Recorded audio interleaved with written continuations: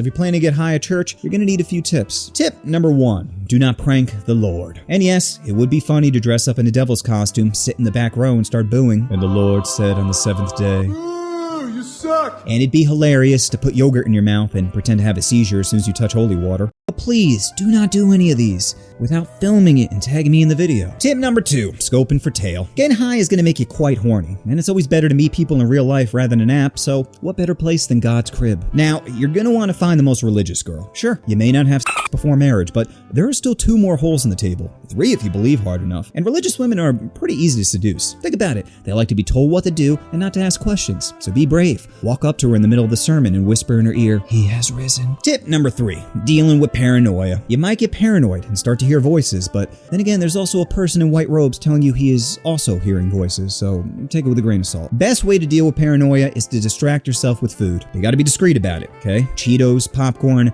banana while not breaking eye contact are gonna draw too much attention. My recommendation, cheese. Jesus Christ. Tip number 4, accepting the Lord. Sure, some things in the Bible make no sense, like Noah's Ark, 2 of every animal when some animals literally eat other animals. Or why would God give me free will and then make my body attracted to hookers? But it's best not to overthink these things and let the power of God reign upon you. Besides, miracles actually make more sense while high.